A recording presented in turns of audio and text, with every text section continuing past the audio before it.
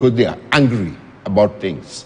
And therefore, we ought to be able to have a disciplined cabinet that is speaking when necessary and giving people progress that need to be understood all the time. And the president only speak.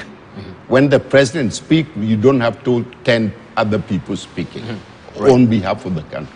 Okay, quickly, the imbalance between the rich and the poor is the most fatal blow to a republic. That's a fellow called Plutarch. If you go to Nairobi West, you will see 3 million shilling Suzukis, hatchbacks, with the middle class selling eggs, cabbages, and carrots. I'm not kidding. Right here in Nairobi West, my constituency here, they are lined up at night. They want to make a few thousand shillings for petrol. Do you know who is getting killed in this economy? It's the middle class. The middle class is the political economy of any nation.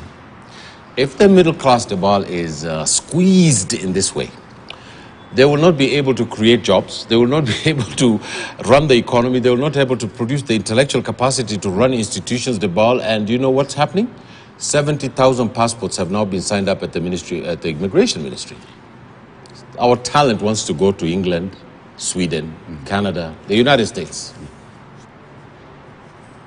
Debal, I believe that the government of the people is a sovereign government that's been elected, whatever the cases the opposition has with them. But the government ought not to believe that it has a monopoly on the truth. It does not. And it ought to seek advice and say, I don't think I'm doing the right thing. I'm not sure. Could you please tell me what is the alternative? What can I do differently? Debal, I want to urge the president to call Mr. Odinga, to sit down with him as people who have worked together and say, to have the chutzpah, if I can use a Jewish word, to have the chutzpah, to go and become a mensch, a good guy, and to ask Mr. Odinga that the country first needs peace. The president needs some peace to go and do his job. The president can't work under this pressure. There's nothing he's going to deliver. That's the first thing. He needs to reach out. He's younger than Mr. Odinga. Mr. Odinga is the one who actually put the star generals on him while we were in ODM. I was there. And I think that he needs to sit down with him and tell him, look, we cannot continue like this. Country is going to be torn apart. And we have to start to be a bit patriotic about our country. It is not the political parties that's called the Republic of Kenya. It's our country, Debal. And we have it in the national anthem that we ask God to bless this country. How is God going to bless this country while each one of us is sitting in the corner with his sword inside his jacket, waiting to stab the other?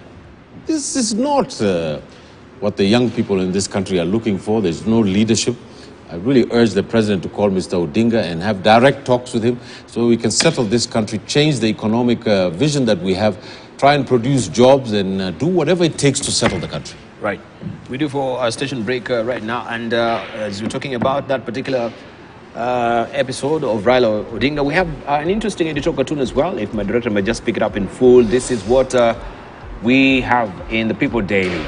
And this is a catapult. And who is actually the stone, so to speak. This is a Saba reloaded, as you can see there. Raila Odinga will be catapulting. This is the resumption of his protest on Friday, marking also the day of the Saba, which is bound or touted to be a revolutionary day, where we had many of the bulwarks and the stalwarts of this country forging ahead to try and agitate for multi-party democracy. And of course, the regime by then was really not taking it lightly. They really came down on them as well.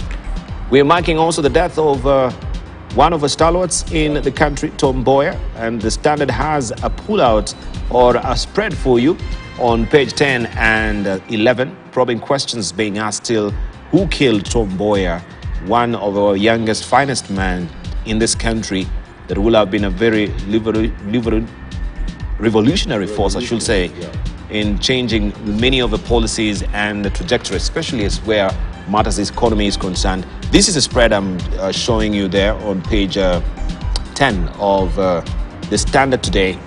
Mystery killer, it says, and why Mboya sparked unease in Kenya and beyond. It was Africa's literary giant Chinua Achebe who said in his 1966 novel, A Man of the People, that politics is a dirty game. The book was published at a time Kenya's politics was getting murky, and 54 years ago today, on July 5th, 1969, two gunshots brought down one of Kenya's founding fathers.